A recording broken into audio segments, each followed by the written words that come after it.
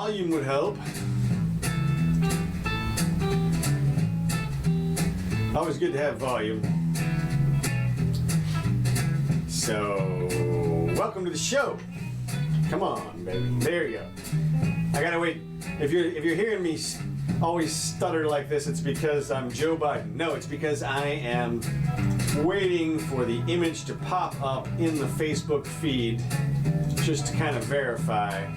Because we're live, man, and anything can happen when you're live. That's right. You never know, and everything has happened. Pretty much, yeah. We've been doing this for 20 years, if you can believe it.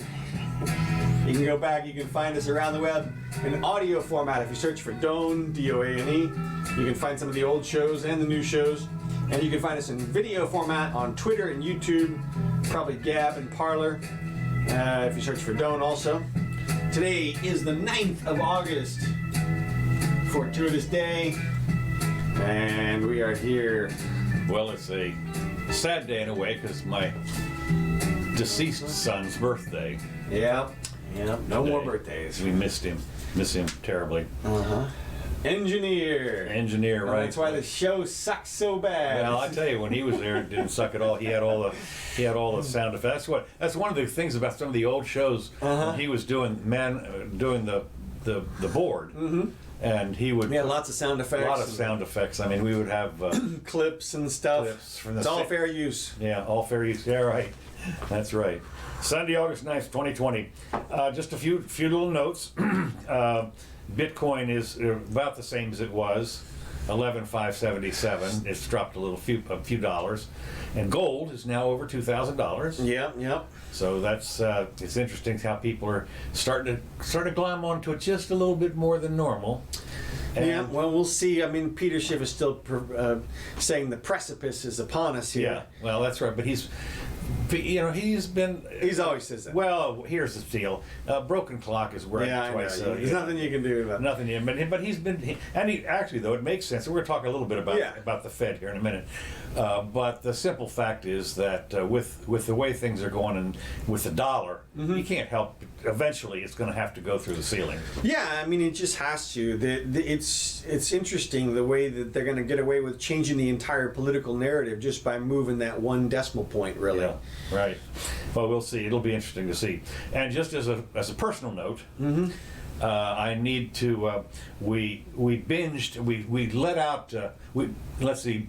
Corporate and I binged on Hollywood on Netflix. Is that a show? Yeah, it's a series. It's a very short series, about 6 shows. Okay. Not the one that's also on called A Day in the Life of Hollywood or something. Yeah. Okay, not that one, not the movie. It's just called Hollywood. It's just called Hollywood, and I think it's 6 shows. But Ms. Jimmy loved it. She went crazy about it. Yeah, it was all totally gay, and it was just really amazing. And the other thing that we're getting ready to binge on is Firefly. Yeah, I just finished binging that. Did you? Yeah, for the first time in 10 years or something. Really? I went back and watched it, and it totally holds up.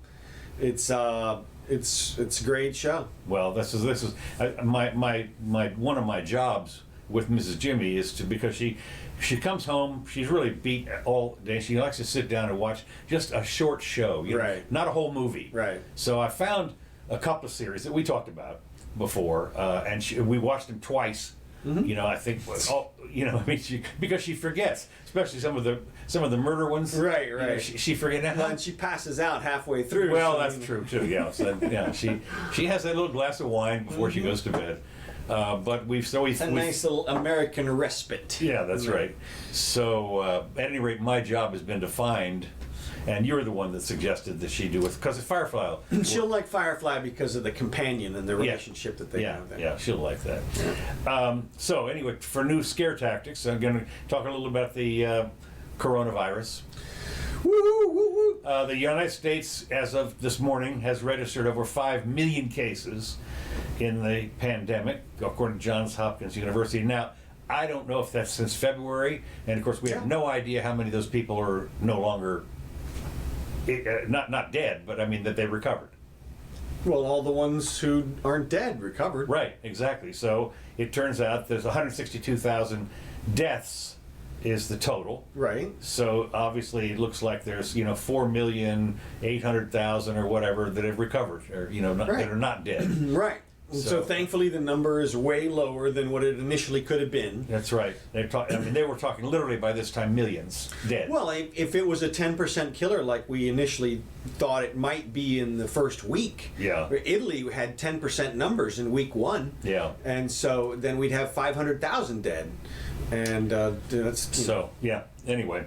No, another couple little short notes. There was a high school in Georgia. More than that, those are just the ones who we knew about. Yeah.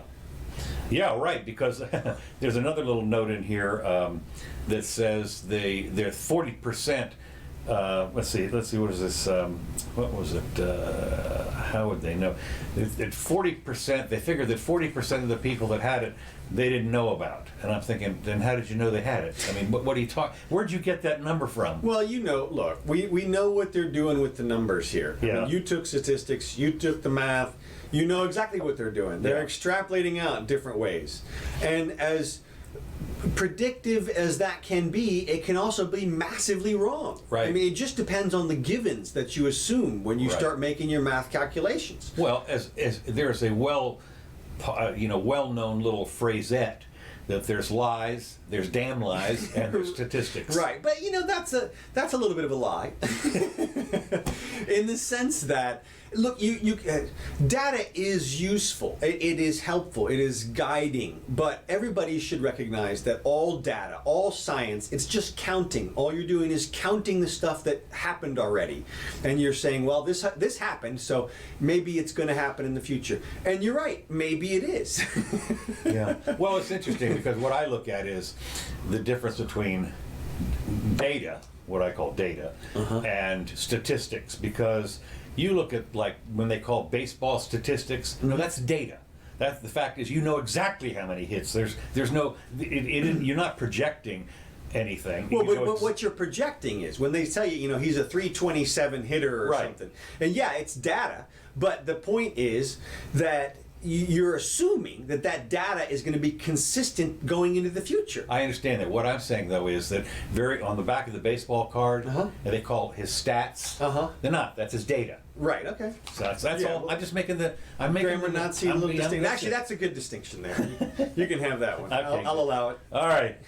Well, talking about the COVID stuff, I'm still seeing people on totally both sides of the aisle. Oh, totally. I mean, my Facebook feed is black and white with it's. Some people are just, oh my God, they are freaking out still. They're screaming, wear your damn mask, and just anybody who even thinks about questioning the mask narrative is a Trump supporter, and they're awful, and they're Dutch or something, and the other people are. Some people are like my friend. I'm sure I got friends up at Sturgis this week. Good. Well, if you can get in.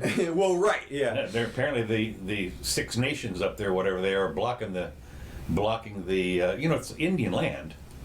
A lot of it. There's Indian. We still got Indians? Yeah, no. In fact, there's like it's a compendium of like a dozen tribes. But it's tribal lands. Gated community. Well, pretty much, yeah. And they're stopping people from going. This Sturgis is only like 8,000 people. In the town whole town itself, I know. Yeah. And so there's 68 today or whatever. Yeah, right. Yeah, so there's 120,000 bikers that are supposed to go in there in Sturgis. Right. And and we got some little good video here from the beginning. Keep going.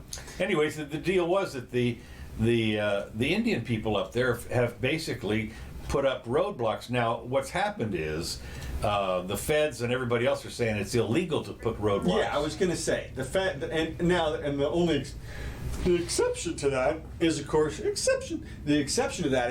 that it could be tribal land, which means it's not federal land. Right. Which means take us to court, see you in the courts. Right. But this Sturgis thing is supposed to be 120,000 people in very close proximity, no masks, for 8 days or however long. I cannot believe you said close proximity. Well, I'm sorry I did. I know.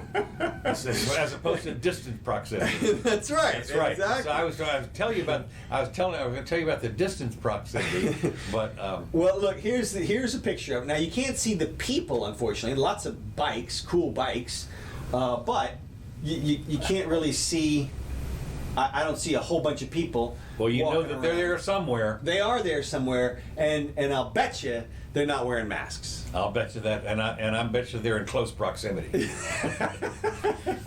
I think you're right. Yeah. I think you're right. So we'll see. Of course, we're going to check back in 2 weeks. Exactly. That's what. Yeah, we're gonna check back in 2 weeks. Now, do you think this is a big enough event to be the bowling ball that cracks open the society again? I mean, could it? I don't know, because one of the things that one of the things you realize is that these 120,000 or however many people are going to show up there are from all over the country, so they Yeah. all go back. Yeah. If they've been infected, you could find all of a sudden 120,000 hotspots. Well, I mean, what we're going to get, as you would expect, is next week we'll get tweet. I went to Sturgis and I caught COVID. Or you'd say I went to Sturgis and didn't catch it. Well, but that's I'm COVID free. Well, yeah. I mean, I went to COVID and made out with 40 women. That's it. And didn't catch I it. went to COVID. Yeah, right. No, that's it. So anyway, I just think that I guess that's another one that we'll see what the deal is on that. High school in Georgia suspended a teen who tweeted a photo, and her school opened last week, in the hallway of all the high school kids there. Yes. And it was packed. You know what it looks like between classes. Yeah. Well, anyway, it turns out that her parents said you can't do that, and they rescinded the 5-day suspension, and so she. Really? Yeah, oh yeah. They backed down. The principal backed down right away, and so she's back in.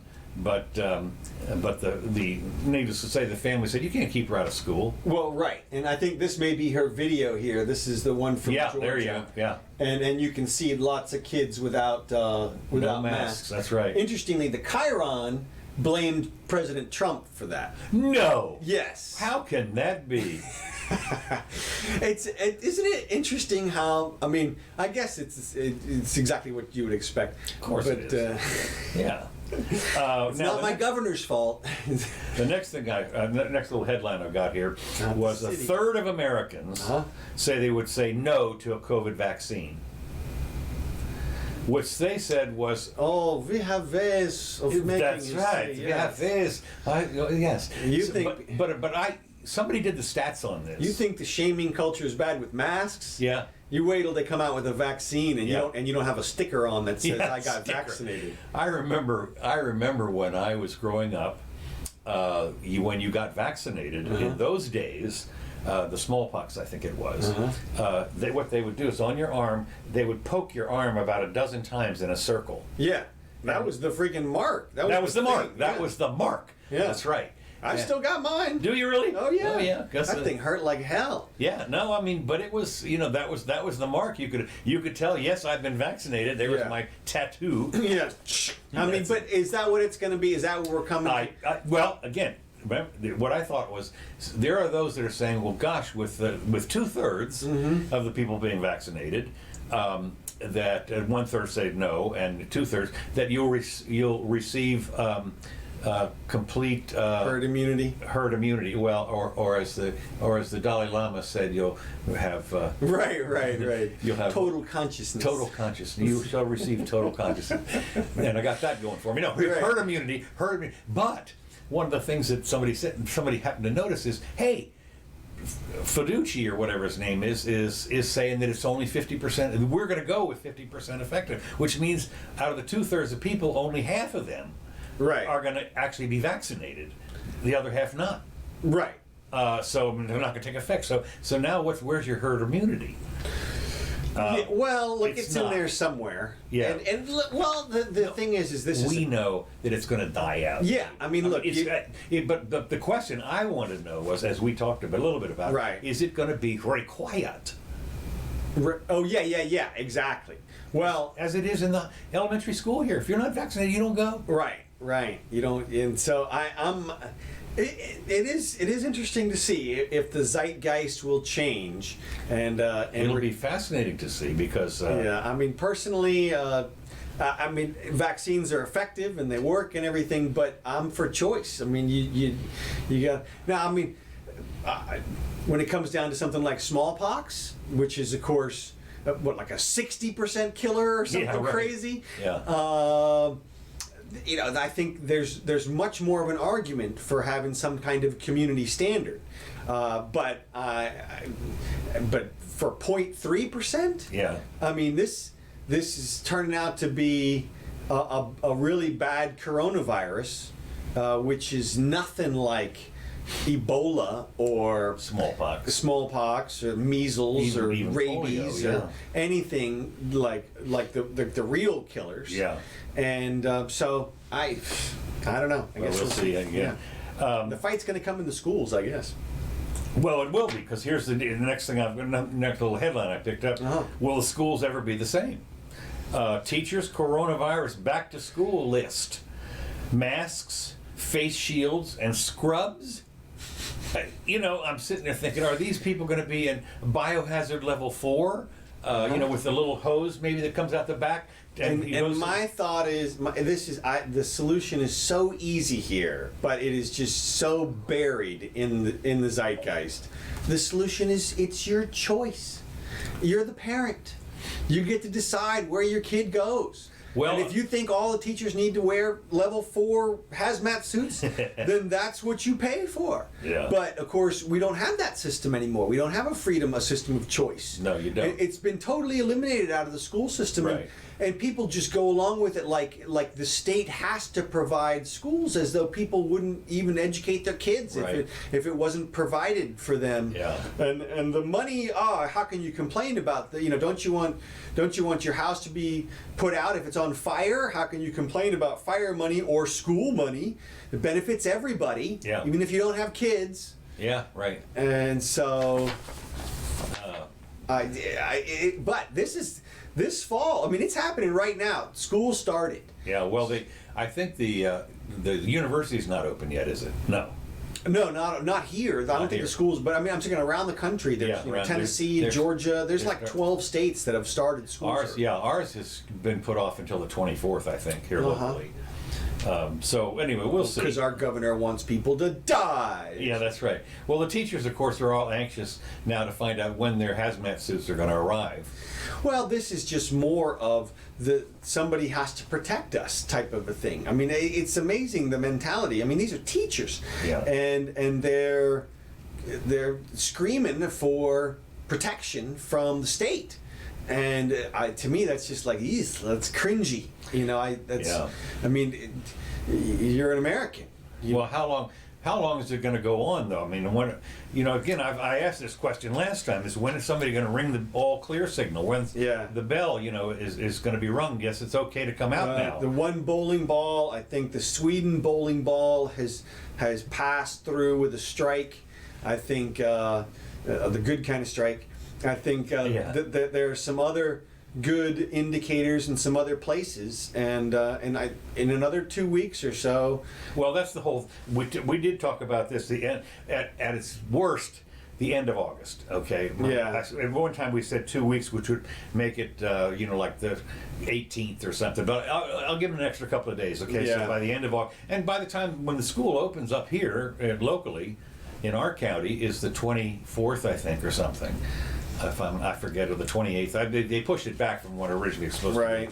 At any rate, so we're going to see what's going to happen. But I mean, then once you get all that gear in there, how long do you wear your mask and your hazmat and your? Well, that's why it's going to have to. They're going to have to break down the system and let individual areas make the choices. There are too many choices. This is exactly why centralization doesn't work. Right. You got too many choices, and they're too important. Yeah. So you can't have one central authority making the decision. You don't want Trump to decide this is your level of PPP in your schools. This is no. It should be the individual parents, and our society is structured in such a way it makes perfect sense from an efficiency standpoint. You want the smallest group to do whatever they can do, and only when that little tiny group can't do something. Anarchy, chaos. Yeah, what are right. you talking about? You have people doing all kinds of crazy stuff. Crazy stuff. Exactly. What are you talking about? You let people make their own minds up. They're gonna. What if they're stupid? They can vote though. Well, right. Well, not only that, but what if the stupid person happens to be Trump, or the person in charge? Well, we have them here, right? On our city and county commission. That's you run the risk of having the stupid person at whatever level. You got to ask yourself, who's doing the voting? on this. Well, that's that too. I mean, if the stupid people can't make up their minds, then they can't vote either, because that's the same. Is there thing. any chance that they're going to somehow select the smartest person? Well, I mean, the theory is that what it is that these stupid people are going to be just on one day. They're going to gather up all of their intelligence and their goodness, That's and right. they're going to vote for the most intelligent and best person to rule them. That's right. And then that is We have selected, and we have something like 14 people running for. There's a retired House member in our district. Yeah. We have something like 14 people running for his seat.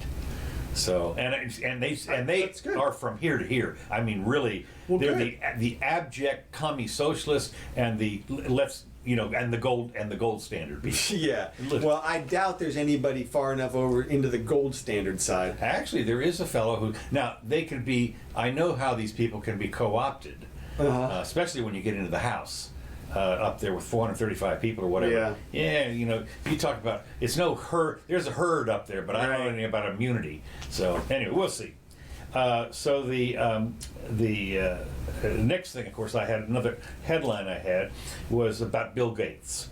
Bill Gates had an interview, and of course, a lot of people have jumped all over him because of what he said. He said, Well, because he kind of seems to be acting like a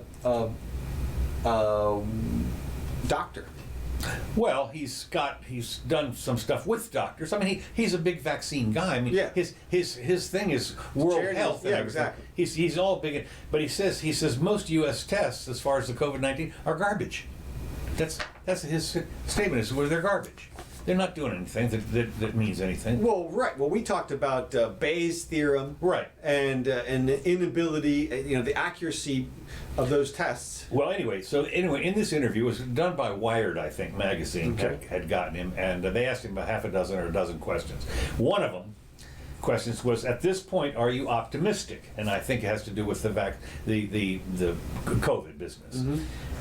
And he says, yes, you have to admit there have been trillions of dollars of economic damage done and lots of debts. But the innovation pipeline on scaling up diagnostics, on new therapeutics, on vaccines is actually quite impressive. And it makes me feel like, for the rich world, we should largely be able to end this thing by 2021 and the world at large by 2022. And that's only because of the scale of innovation. Now, what I got out of this was it worth it? Trillions of dollars. Yeah. I'm sitting there, wait a minute. Look at the. I was looking at the C-SPAN or whatever it was, and they're talking about there was a guy on talking about the mall closures, and he had a list of all of the stores, J.C. Penney and Neiman Marcus and all these places that are closed, that are out of business, out of business, and the mall. The way people go to malls is going to be totally different. This guy who's a mall guy. And he said, they're going to be a totally different. The old some of the really great malls are going to stay there because they can weather the problems, but some of the old line malls, not decrepit, but they've been there forever, and they're going to go out of business because the anchors are leaving. Sears, Penny's, all those people are leaving, and they got no way to fill it back up again. kind of thing. Well, I mean, and the question is, I mean. Okay, go ahead. Well, no, you go. Well, what I was going to say was, when you talk about, this is what I call the broken window theory. Believe it or not, this is a corollary to the broken window theory. This was done first by Frederick Bastiat, and the kid breaks a window, and it's a kind of a tragedy. But the townspeople stand around and they say, "Well, this is not a bad idea because now the glazier, the glass guy, and the installer, they all get work now." Yeah. Well, and we know that's a fallacy, obviously. I know, but what I'm saying is this is not much different. What we're talking about here, trillions of dollars that are being spent on innovation for this vaccine and everything like this, not to mention the trillions lost by people forever, Right. by people who are out of business. Well, there's two impacts there, economic impacts, and one is the money that's spent, like he's talking about. That is to say, okay, we spent trillions of dollars and we ramped up all this stuff, and we know a lot more, let's say, about infectious diseases or transfers or whatever, masks and intubation, that we may have taken a large step, a giant leap forward, let's say, for our trillions of dollars that was put. Just possible. It's possible. Let's give them the benefit of the doubt. But there's a downside. Number one, the trillions of dollars was spent on that stuff, which means it's not going to get spent on other stuff. And the way that it got spent, we know, was through inflation. And so therefore, you've just robbed a whole bunch of people who were savers. And you just took the money and you just did that. And so I hope you got some benefit out of it, because there's pain, and the pain hasn't come yet. It hasn't even started. We won't see that until the inflation, until the prices rise. It usually takes anywhere from 6 to 18 months to trickle through the economy. So the pain is yet to arrive. Right. Okay. So that's one aspect that's bad. Then there's an entire secondary aspect, the economics, that's been horrible, that nobody factors in, and I'll tell you why, and that is the shutdown aspect. Mm-hmm. We shut down everything. Aside from spending all the money, we shut down production everywhere. Now, the good news is, and what my liberal friends will point out as well, you don't need to go get ice cream or go shoe shopping during this pandemic. You don't need these extras, these life frills. You don't need to eat out and stuff like that, because you can take it on the chin a little bit and whatever. But they're missing the point of all those things get factored into quality of life. Mm-hmm. Number one, and that it all counts. Okay, and then the second aspect of it is there are real, actual lives at stake because of the shutdown of the economy. You don't spend $1 trillion without some people dying because you spent that money on something else. Some people will literally not get their meds, or they won't get that ride to the store or something. And we haven't seen any studies. I don't know how you could do a study on it. I mean, it's like an impossible chaos study, basically, to try to determine how many people's lives were shortened because of the shutdowns. And so you have these massive effects, and there was nothing constitutional about the shutdowns. I mean, very, very little. I mean, the president in the initial, you could say that the president initially, for the first couple of weeks, when we thought it might be a 10% killer or a 30% killer or something, okay, you can shut the borders for a couple of weeks to see that in some places it's only a 0.2% or whatever. Then there's nothing else you can do. If it's not a national emergency, you can't do anything at the national level. At the state level, you can do things if you want to tamp down certain areas, but not much. I mean, at the end of the day, it is what it is, as Trump says. Yeah. It's a killer virus. Got a pilloried for that. Well, exactly. But you know, he was, and obviously they're attributing that to whatever they want in terms of, you know, just the deaths. No, probably he was talking about the virus. And look, if you don't think that everybody who is in some kind of a power position is doing whatever they can do to solve the problem, you're wrong. They are. The problem, from our perspective, is they're really doing too much. They're taking unreasonable steps that there's no scientific backing for, because they're just trying to do something because they're in charge. And it's like, right. Well, they are.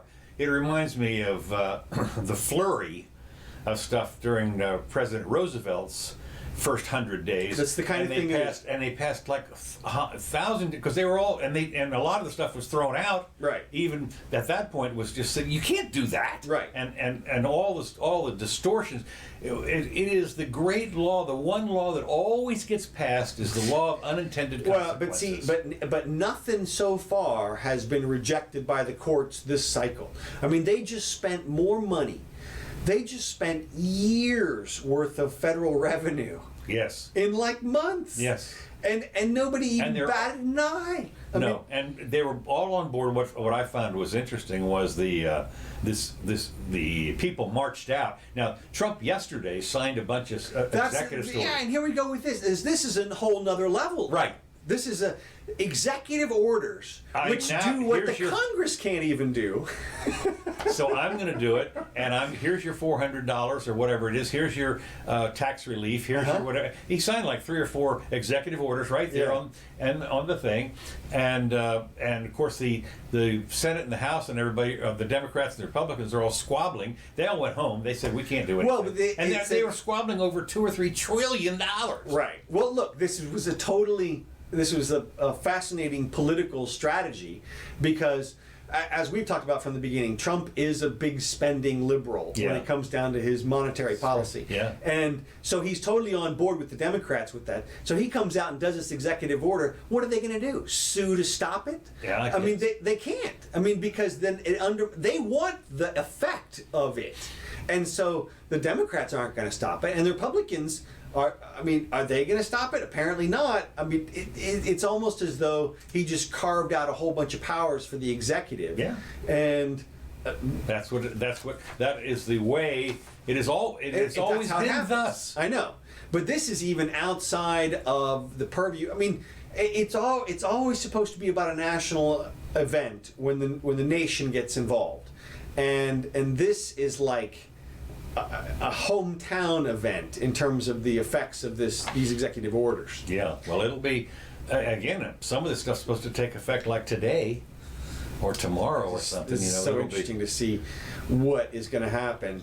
Yeah, it will be, and you wonder if the Democrats and Republicans are going to impeach. Yeah, well, impeach, sure. Yeah, you better get on it. Yeah, I guess, and because we talk a little bit more about that.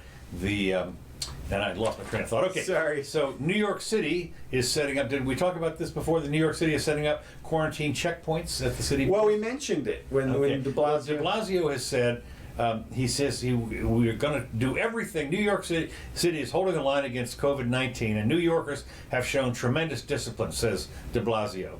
We're not going to let our hard work slip away, and we will continue to do everything we can to keep New Yorkers safe and healthy. A fifth of all new coronavirus cases in the city are from out-of-state visitors, according to officials. And so we need to ensure that the visitors and New Yorkers returning home take the necessary precautions to limit the spread of disease. So what they've done is they set up checkpoints all over the place. We're at the train station, and if you're coming in from any one of the 35 states that are, coronavirus hot spots, 35 out of 50, okay, they double check you or something. Right. I'm not sure exactly how that works. But then, of course, in addition to that, they've got a big deal on I don't know how they do this, but they've got a special deal for the non-essential workers.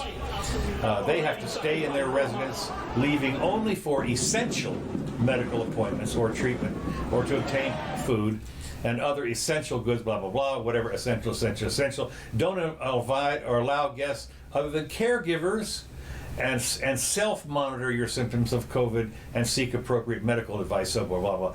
But I'm sitting there thinking, first of all, who's non-essential anymore these days? I mean, everybody's essential. I don't care who you are. It's just... but what I'm saying, what's interesting is that de Blasio has done executive order. We are going to stop you at the border, and if we don't like you for some reason, if you're from one of these states, you got 14 days, and we want to know where you are, and you got 14 days, and you can't go out until you clear the quarantine. So you can imagine how many people are going to really want to go to New York. First of all, well, not to be outdone, Cuomo begging people to come back. He says he begs wealthy New Yorkers to come back and save the city. And please, I'll buy you a drink, as he fights off calls to raise their taxes, which he fears might scare them forever. Because what they want to do is to have the rich people pay for everything, of course. Yeah. And so they're going to do, that stuff. But the rich people are fleeing because of obviously the COVID stuff. He says he's fighting off. Cuomo is fighting off calls from other lawmakers to raise their taxes, and he fears that could permanently drive the top 1% out of the city. Right. Which I think is interesting, because the top 1% are paying the taxes. Right. This is an admission that if you're in the top 1%, you are the sucker. Yeah. Whatever it is. Yeah. Well, and it's interesting because, of course, the 1% I think pay 40% of the taxes or federally, something? yes. Yeah. Nationwide, yeah. Okay, so yeah, that's a big chunk. Big chunk, and of course, in New York they have an extra tax. They have a state income tax in New York. Oh yeah. Yeah. So and in addition to the Fed. Well, it all comes down to how much they think they can squeeze people. Right. and Well, what's happening, of course, is many have flocked to their second homes in the Hamptons or upstate, while others rented or bought new properties, abandoning the city for permanently. And so now, 6 months on, with no end to the national nightmare in sight, many are laying down permanent roots outside the city. yeah, maybe not. I mean, I would say many. Okay, sure. Most probably not. The city is unique. New York is unique. It's a unique piece of real estate in every way, and I would imagine that all the big players are going to come back as soon as the basically New York can demonstrate that their numbers aren't going back up in any way. Well, see, of course, one of the little minor problems is, as far as the city is concerned, remember now, this Cuomo's the governor of the state. Yeah.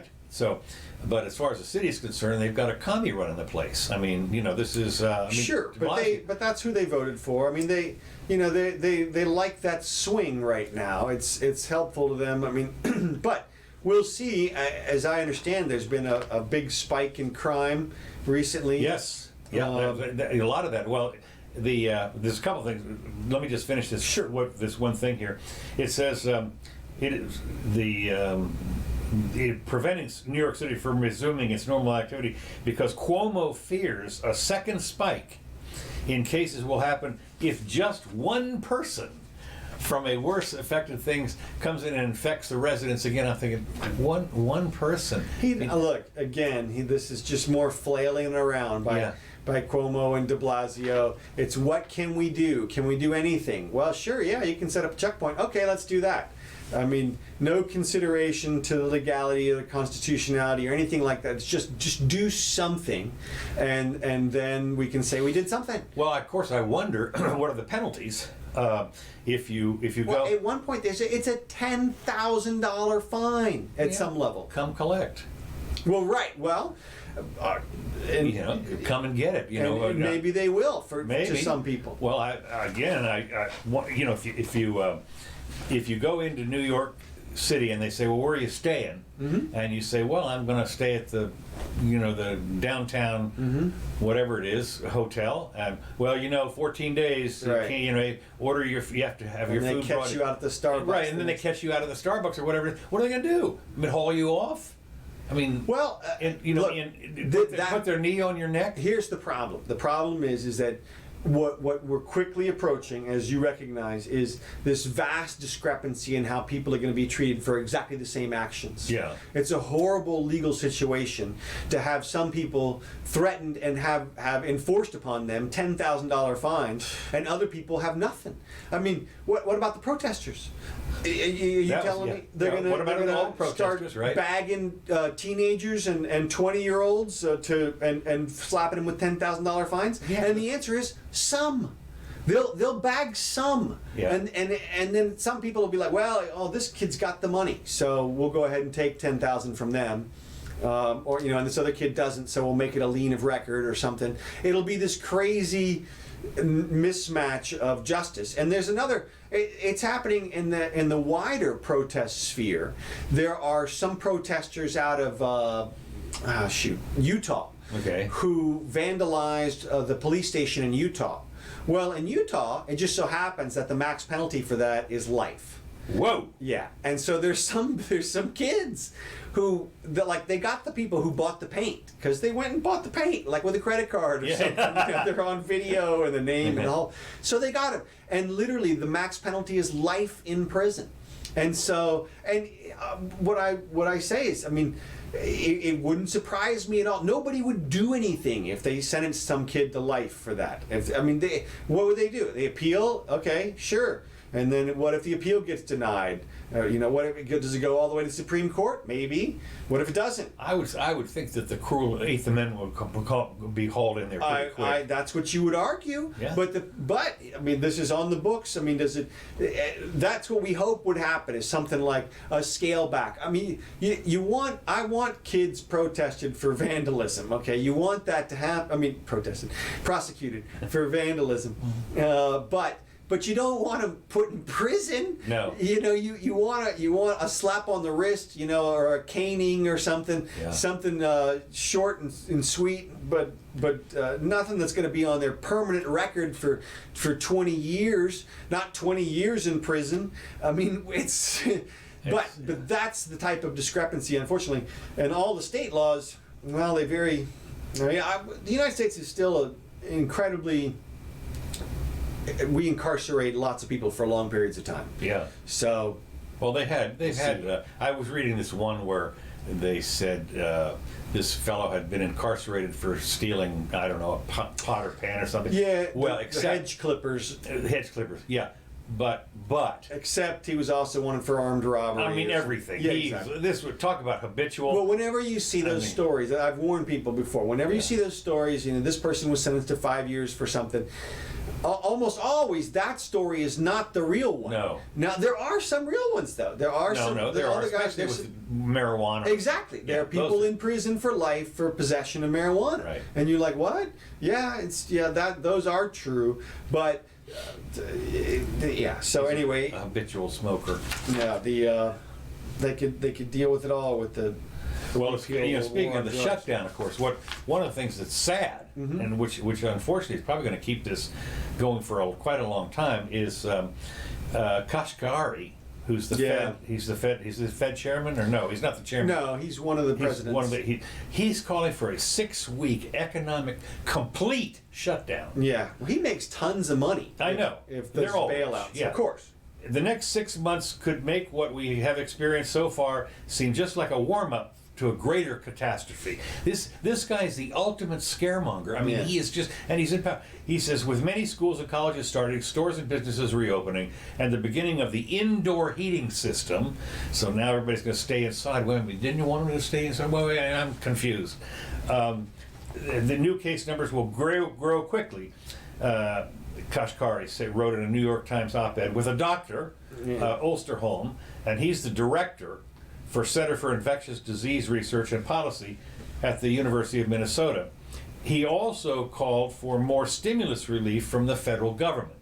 Right. So there's a guy on the Fed, and what he wants to do is to shut down the economy, but pump untold trillions into the economy. Yeah, it's because he's in charge of it. I know, Look, but just Congress should be aggressive in supporting people.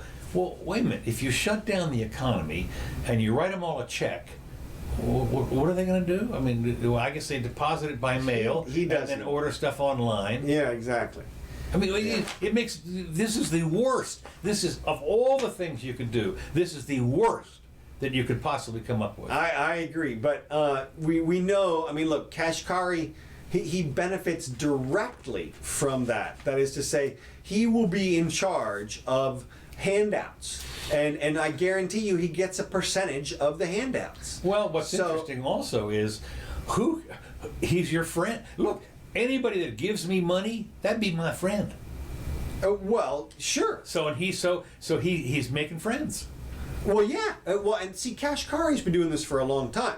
He featured heavily in the book called Bailout, which talked about the 2008 bailout. Really? I didn't know that. Oh yeah. And so he's been all up in this bailout thing from the beginning.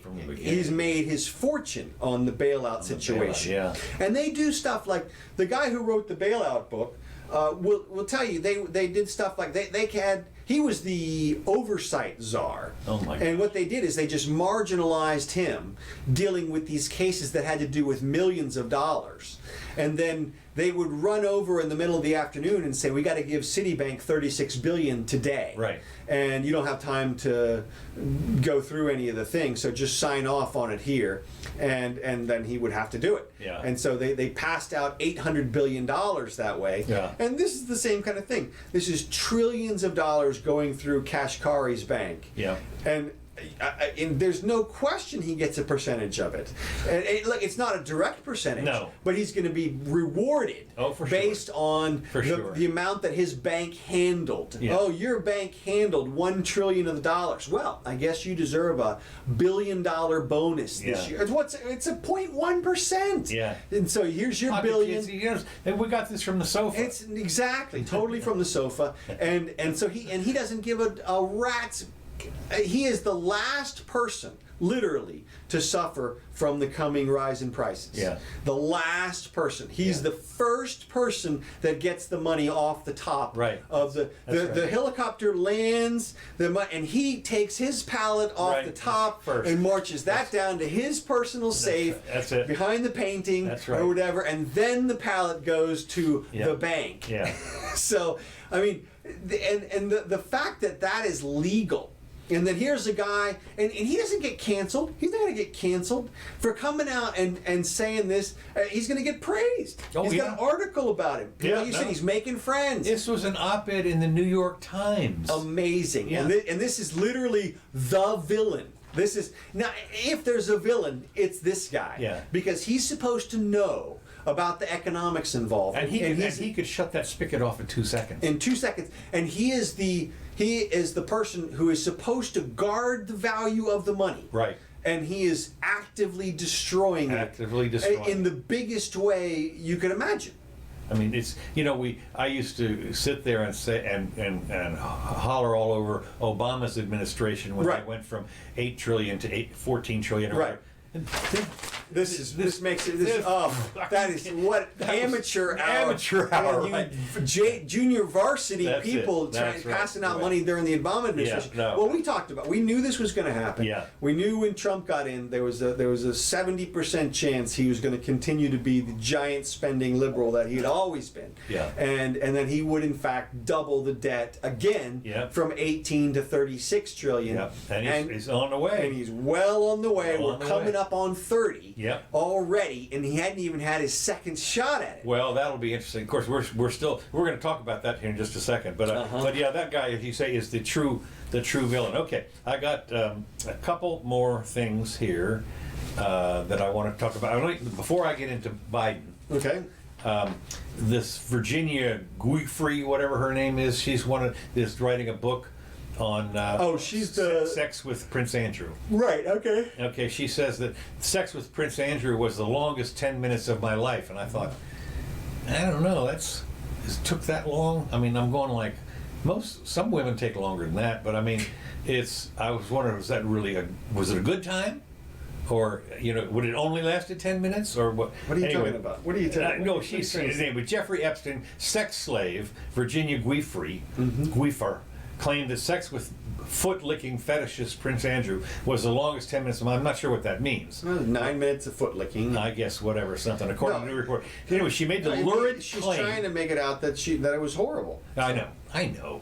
I just said you could read it another way. I did. I thought it was kind of funny. In a manuscript apparently they've unsealed this manuscript that she's writing. And it's called the Billionaire's Playboy Club, in her memoir about her alleged abuse at the hands of the late multimillionaire. And she accused Madame Ghislaine Maxwell and rich, powerful men, including the prince. And source. She's gonna be paying the revenue from that book over to Dershowitz. Well, maybe, I don't know, but it's going to be interesting because apparently. She does not come to this manuscript with totally clean hands. Well, from what I've heard, the most spurious allegation she's made is against Tipper and Al Gore being on the island. Oh, is that right? Yeah, that's apparently the big undermining fact that she's asserted, which they apparently have proof that they weren't. Or I don't know. I mean, she specified a date. I haven't seen the actual testimony, but look. This is an accusation, and what you do, we deal with this stuff all the time in the courts. It's very easy. You bring in the person, you interview them, you interview the other people. Well, they're not going to interview Prince Andrew. They will. They're trying to. I know they are, but he think he's going to leave the castle? He better not. He shouldn't. No, of course not. But he may not be able to come back to America. Well, and. Well, I know. I'm just saying. You know, at some point he may decide. Well, I can make it through. I can go back, and it's not going to be a problem. But yeah, I mean, but there's other witnesses as well. I mean, I guess, somebody would have had to have let them into the room. There would have been house people. There would have been, all kinds of potential witnesses in cases like these.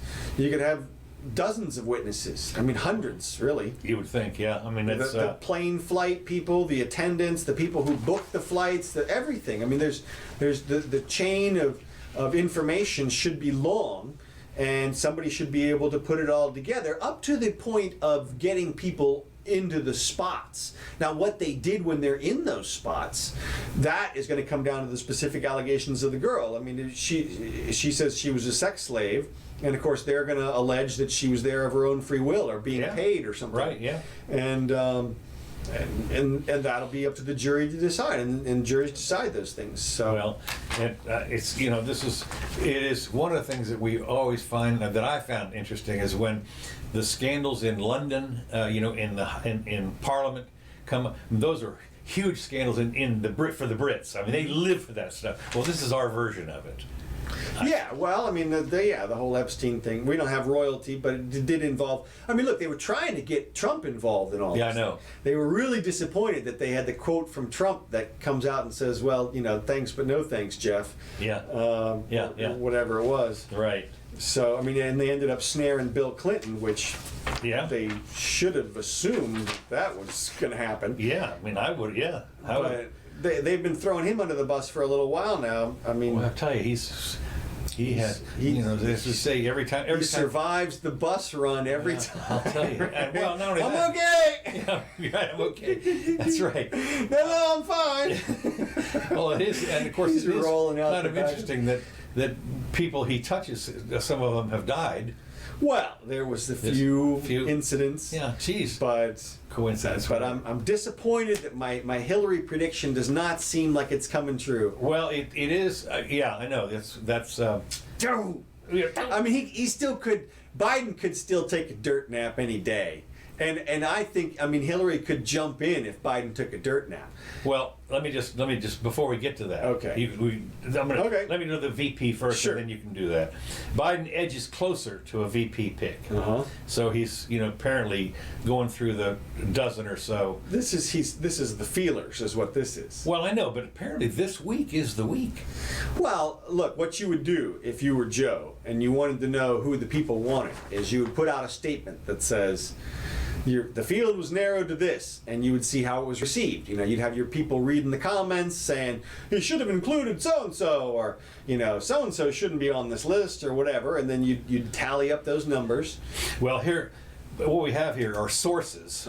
Sources, yeah. Told The Hill this week that Gretchen Whitmer was still on the running. Ugh. No, look, she's not, okay? It's down to Michigan Kamala and Susan. Kamala Harris, of course. She's riding steady in the vice presidential race, with most observers, including those in the Biden world, thinking that she remains the favorite.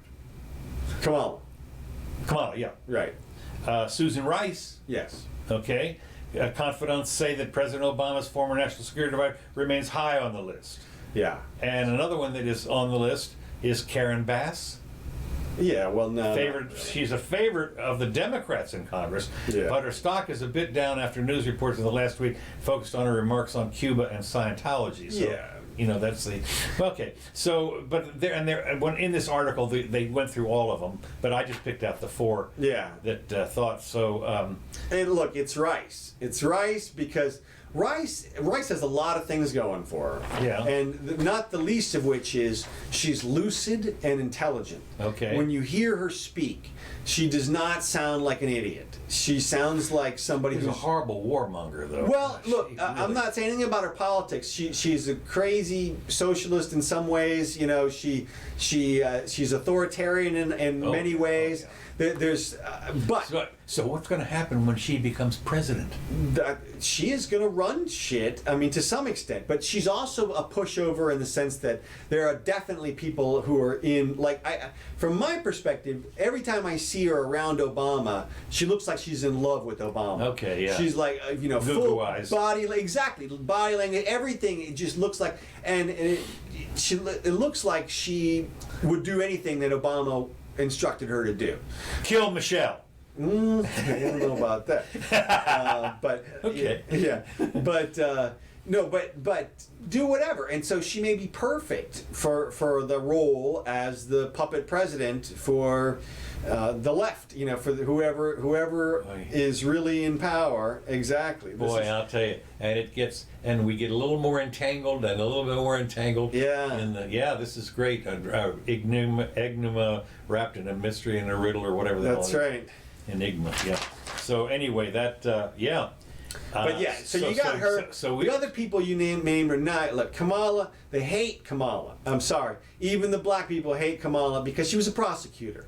And she was a nasty... a prostitute? No, Prosecutor, yeah, right. she was a nasty proprosecutor. Okay. And that's just no. You're not going to get a lot of sympathy for that. And she's unlikable. She's the kind of person who laughs at her own jokes.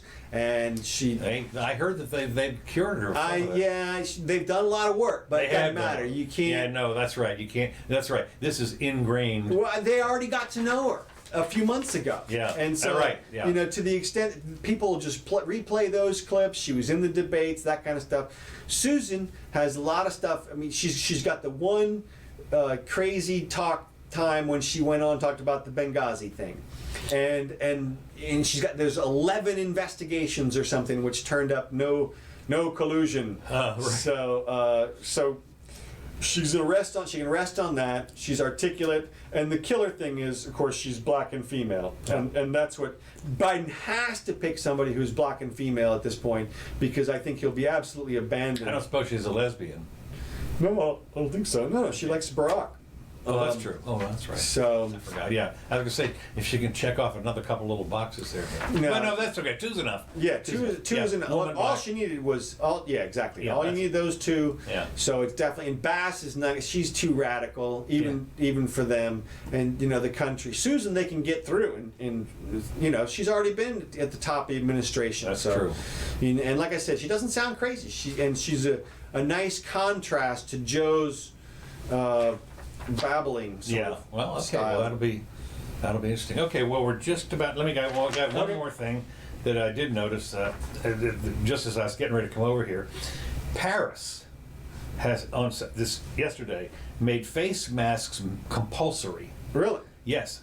Outdoors and in crowded areas and tourist hotspots, as infections in and around the French capital rose and the global death toll passed whatever, doesn't matter. The mask will be obligatory for those aged 11 and over in certain very crowded zones, said a police statement.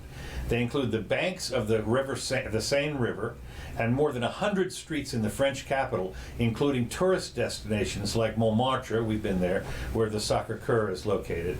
Around 400 people were testing positive in the region every day, with the 20 to 30 age group particularly affected, which I thought was kind of interesting, because I thought they were, I won't say they were immune, but I mean, they shouldn't have been that, you wouldn't have thought they were that high. But if you want to kill your touristy stuff, can you imagine you get off the plane at Le Bourget or wherever the hell it is, you have to wear, and if you want to go sightseeing in Paris, outside, you want to sit on the Champs-Élysées, you have to wear a mask. I mean, give me a break. The tourists are like not going to show up. And that's going to kill. I mean, when you think about this is when Paris is supposed to be, one of the things about August is all the French people take off. Right. Paris empties in August. Everybody on holiday. That's their holiday, right? That's their 4-week paid vacation. They all go down to the coast. And what's going to be interesting, and maybe I don't know who's left, but the fact is that's the tourist season. Well, people will be going to Amsterdam and Stockholm. That's it. And that's it. That right. would be interesting to see if there are switches like that. Yeah. Because it could be substantial. I mean, I would imagine that it's not entirely romantic to be wearing your mask there with your. You sit there. You've saved your whole life for the Paris trip. You're going to propose, and everybody's wearing a mask in the pictures. Well, you just, I mean, you're, what do you? It's one of those things is to sit there and of course on the Champs-Élysées, all the cafes are outside for one. So you'd think you wouldn't have to have a mask, but okay, so you do. But I mean, how do you flirt with the girls or something? I mean, because no, see that doesn't work. Hi, honey. See that doesn't work through the mask. Although I did notice that some entrepreneur has come out with a mask that has see-through here. Right, the clear mask. Yeah. I've seen one where people put their own face right there. But I mean, look, the fashion people have tried everything at this point. I mean, I've seen hot chicks, the commercial, the ads. Oh yeah. With the, oh look, doesn't this look sexy? Kind of a thing. Unless you're into bondage, no. Is the answer. So.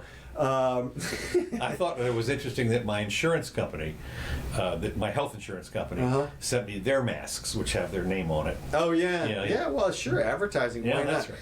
But. Well, again, we'll see. I think the next 2 weeks there's still going to be.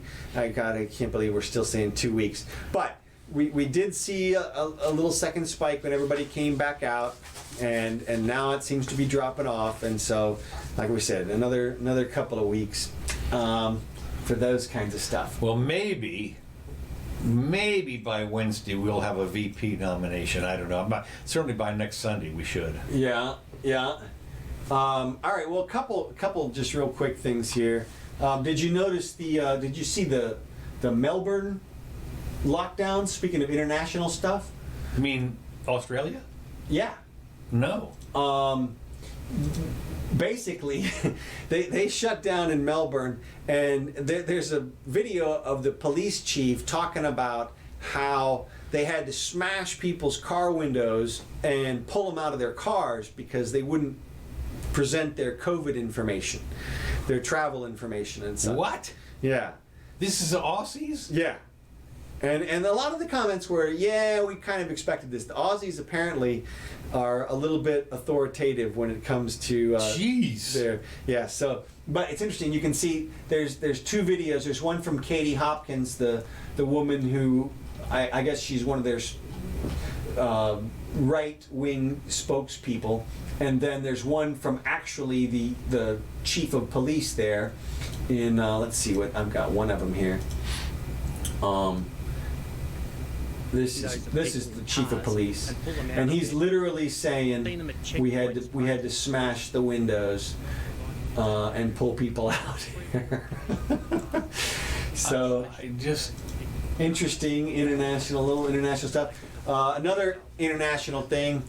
I went back and looked at the Beirut Explosion again, and I'm pretty convinced that was a real bomb at this point. And I think I looked a little bit more into it, and there's some indication that the Iranians store weapons grade materials in various ports around the globe. Yeah. And that's where they keep it before they make it into weapons. And so it was either a stockpile for weapons or somebody blew up their stockpile for weapons. And it would make sense to me that the Israelis would have an interest in that. I couldn't figure out who would really want to do that, because it's Beirut, Lebanon, whatever, but Israel is who. And so it's a total guess, but okay, Mr. Conspiracy. Yeah, a total conspiracy theory on that one.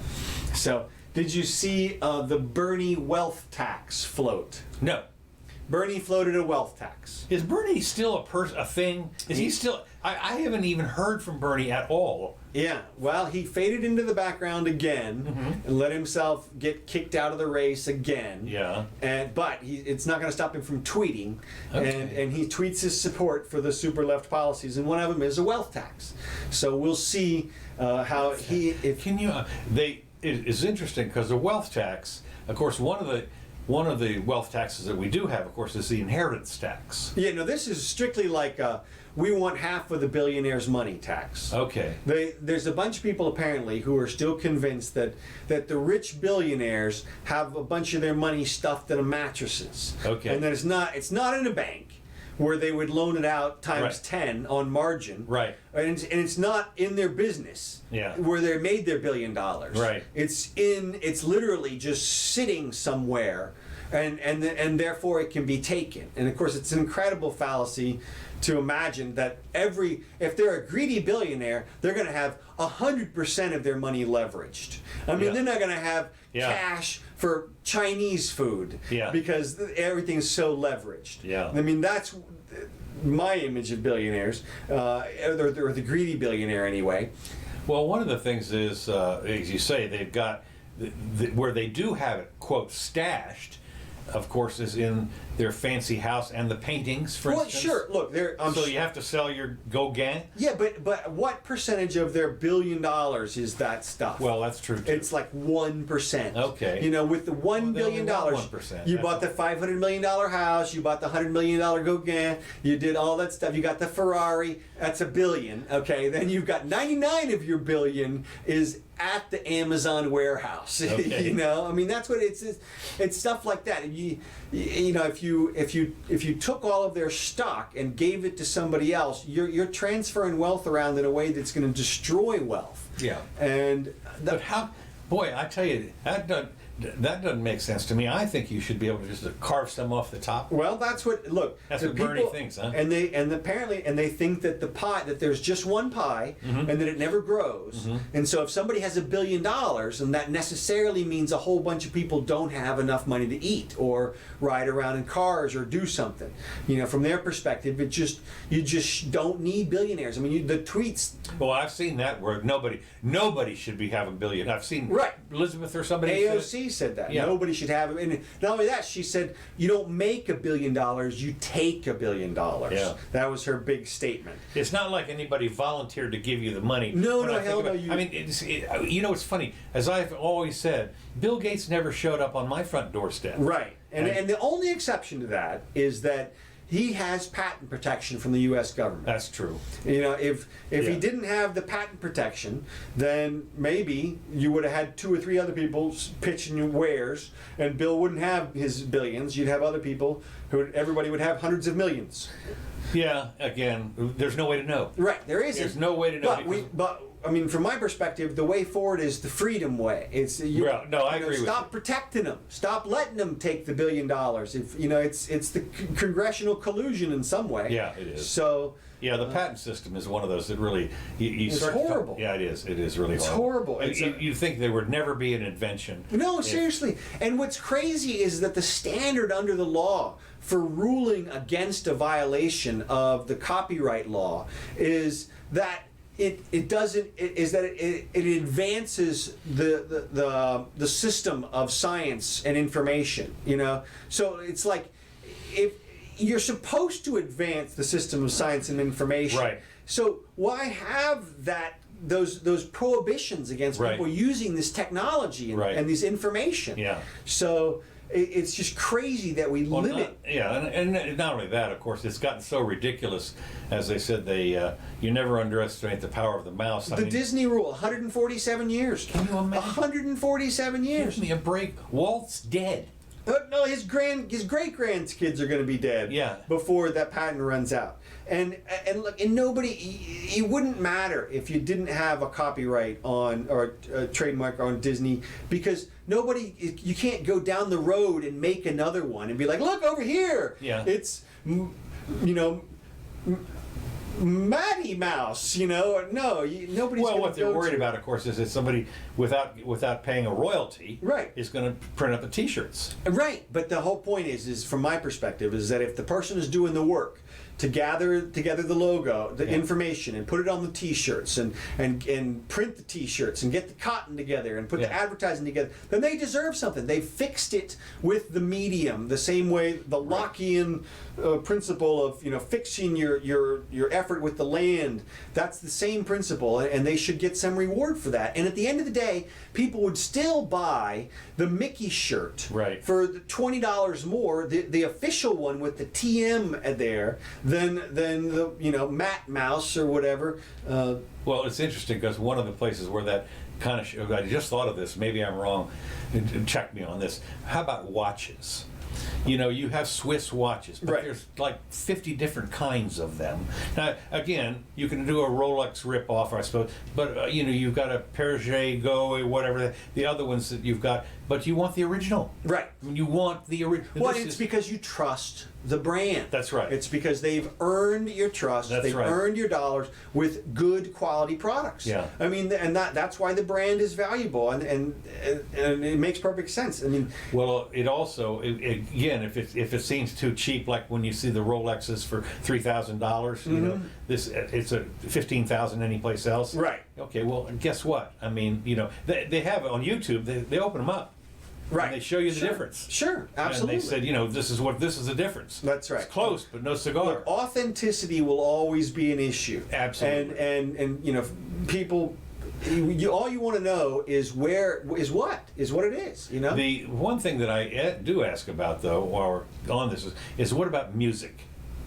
Still, no problem there. No Okay. problem, because the musician wants their work distributed far and wide. Okay. I mean, the ultimate benefit for the musician is everybody loves their music. Okay. And then, and if somebody rips off their music, and let's say they go over to China and they distribute thousands of CDs, millions of CDs, and they saturate the Chinese market over there. So, and the theory is that, well, they've stolen that market from the original guy. Uh-huh. The original guy could now can't go to China and sell that stuff because the other guy. He can certainly go over there and perform. Well, exactly. He can I'll go tell you that, perform, but and do you can think sell- that the stadium would not be filled it up? would be jacked, and they can sell merchandise, Absolutely. which can far.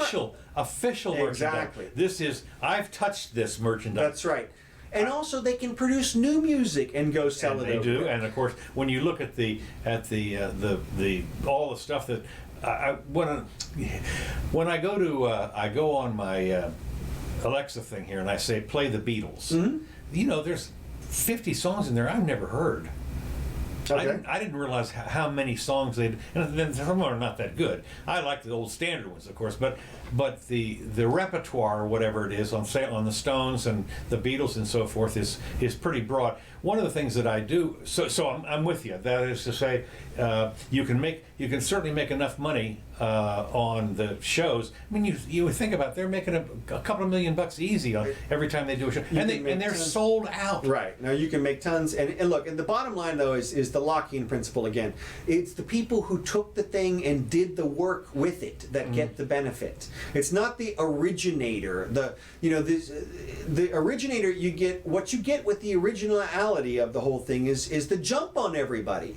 Yeah. And you've got that. And the original patent system was only designed to give you like a little extra boost, like a year or two, or maybe 5 years or something like that. Now that was way back in the 1700s, when it took time to develop a market. Now you can develop a market with a few phone calls. I mean, a month and the right connections, and you can have a worldwide system of distribution. I remember a friend of mine did this with the.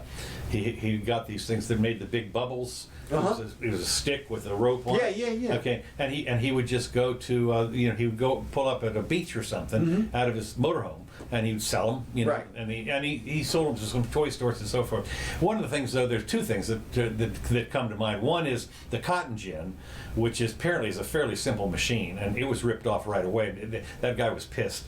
The guy that he patented it. And he has spent almost all his money fighting the patents, fighting the rip-offs. Well, okay, but it could have been, like you say, with something with a name on it. Whoever did it. The system would change a bit. What you would do is, when you came out with a good invention, you would travel around, but you would sign contracts of non-disclosure with people to discuss it with them, and then you would pick somebody who had the ability to do the manufacturing and the distribution, and you'd contract with them to do that stuff. Now, the contract law is all valid all the way around. If somebody rips you off that you talk to, you get to sue them because it's a contract. You agreed to it. And the same thing with the people who you contracted for the distribution of the manufacture. So the whole thing could be done with just a little bit of care. Well, yeah, contracts are a big deal. The other thing, though, that occurs to me is on the music business. Apparently, you can copyright like a riff. Well, I mean, it all comes down to whether or not the new work is transformative or not. Okay. And so you can rip off somebody, like we ripped off people's entire their entire little video, and it's still fair use. Okay. Because we're commenting on it. Okay. Because we've mixed it with other stuff. It's transformed into a new piece of whatever it was. Okay. And there are clear exceptions to the copyright thing, like news and education. So we're providing those things as well. So we're good people. well, but still. That whole system could be trashed, and we'd be way better off. I agree. And you let agree. people the work. idea is that somehow musicians would go out of business. They would not. I don't think so. No, they'd be better off. And like everybody predicted all that when when the copying technology came out. Yeah. They said, oh, well, you're going to be able to rip everybody's stuff off and nope, it's just it's well, you bigger remember than ever. I think it was Sony or somebody that they wanted to ban. What was it? They wanted to find a way to ban the copying off TV or something. They were worried that, I forget what it was, when the VCRs first came out, they wanted to eliminate them because they were, the TV shows that people wanted said, no, you can't do Yeah, and then they invented like a single-use exception, or a family exception or something, But still, the whole system sucks. All right, well, we're way over time. Way over. But hey, that's what happens sometimes. That's what happens. That's what happens when we're having fun. That's right. Oops. Let's see. What happened? Did we lose? No, here we go. We're still on? Yeah. It's just coming over here to the copyrights. All right. This is non-copyrighted music. We have fair use on this music. Yeah. Well, we agreed to show this copyright thing. Yeah. So, and we're also using it for what we would use, what it was designed for too. So, Sargon of Akkad just won a nice copyright use case. Really? Yeah, that illustrates all the standards pretty well. So I'm up on it right now. I just read the case. So. Okay, good. So anyway, thanks, Kevin McLeod. We appreciate it. All right, thanks for joining us. We'll be back on Wednesday, the 13th. See you then.